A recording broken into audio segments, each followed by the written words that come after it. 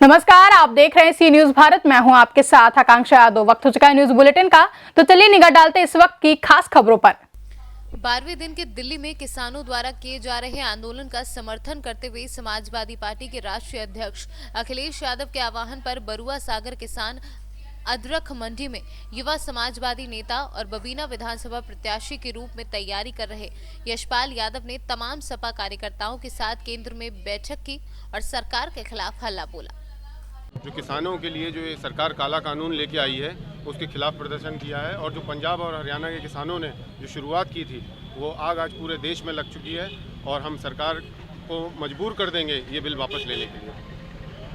तो ये आगे क्या तैयारी है आपके? अब हम लोग लगातार, कल भारत बंद है, भारत बंद का भी हम समर्थन कर रहे हैं और आने वाले समय में हम सरकार से, जैसे हमारे राष्ट्रीय अध्यक्ष जी ने कहा है कि धरने निकाल के और विरोध प्रदर्शन कर करके सरकार से जवाब मांगेंगे कि किसान की आय दुगनी हुई कि नहीं हुई और अगर हो भी रही है तो उनके पास क्या इसका प्लान है। योगी सरकार को किस रूप में देखते हैं आप? किस तरह का कार्यकाल चल रहा है आपके?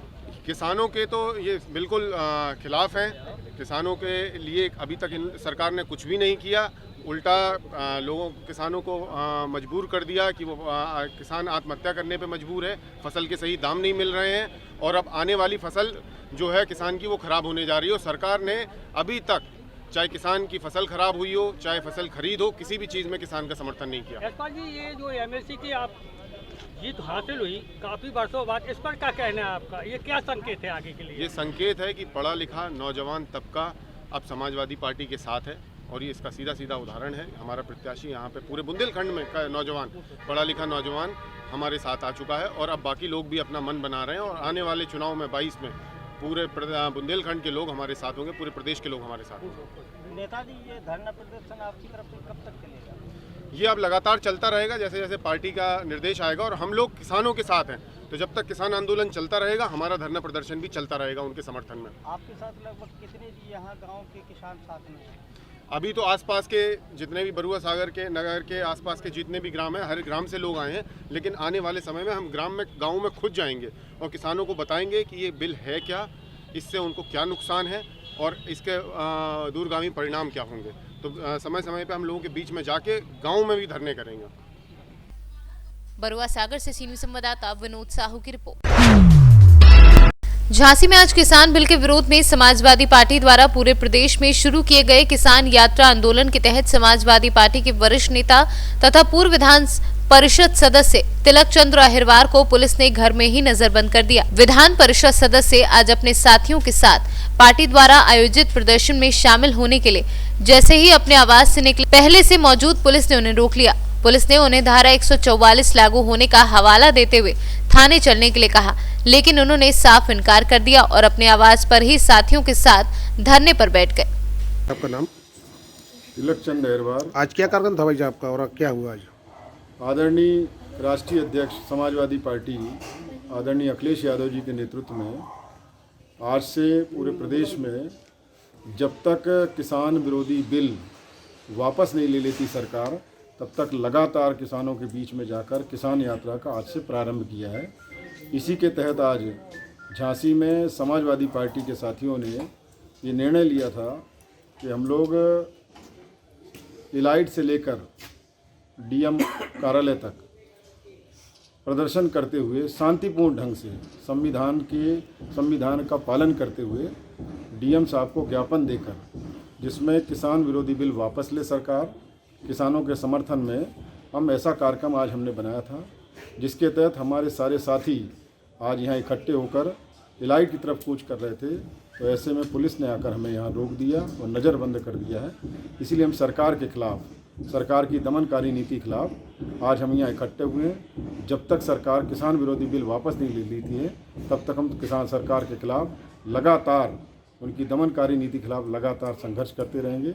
इसी के तहत आज हम लोग इधर बैठे हैं, क्योंकि हमें नज़रबंद कर लिया है, इसलिए हमारे साथी सब लोग संविधान का पालन करते यहाँ पर बैठे हैं। झांसी से कैमरा पर्सन प्रभात सानी के साथ राजीव सक्सेना की रिपोर्ट।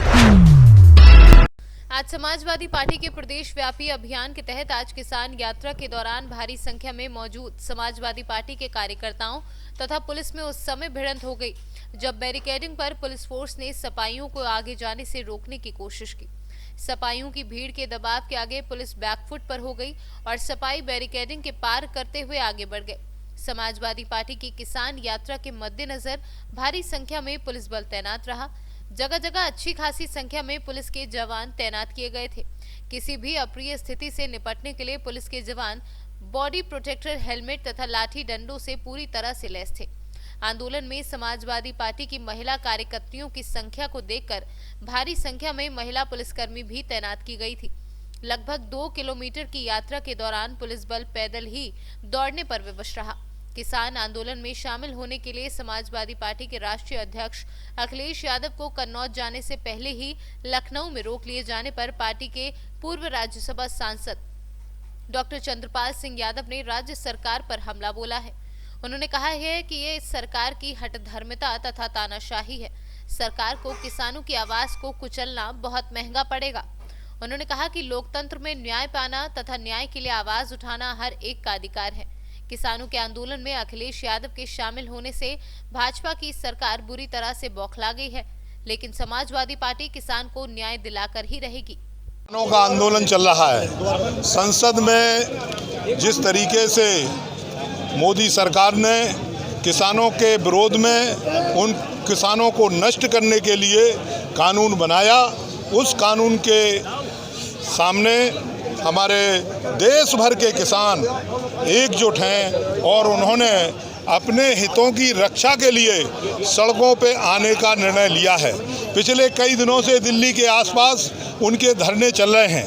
क्योंकि समाजवादी पार्टी भी किसानों की पार्टी है, किसान, मजदूर, गरीब इस पार्टी से जुड़े हुए हैं। हम लोगों का कर्तव्य बनता है कि किसानों के हितों को ध्यान में रखते हुए उनके हितों की रक्षा के लिए सड़क पर उनके साथ अगर हमें लड़ाई लड़ना पड़ेगी तो हम लड़ाई लड़ने के लिए तैयार हैं।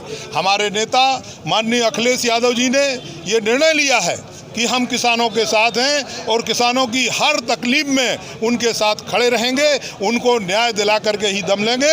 समाजवादी पार्टी आज से शुरुआत हो गई है समाजवादी पार्टी की, प्रतिदिन इस तरीके के आंदोलन चलेंगे और आने वाले समय में जब तक ये आंदोलन चलेगा, जब तक कि किसानों को न्याय नहीं मिल जाएगा, जो भी किसानों के कार्यक्रम होंगे उनमें समाजवादी पार्टी सक्रियता के साथ शिरकत करेगी। आपके राष्ट्रीय अध्यक्ष को कन्नौज नहीं निकलने दिया गया।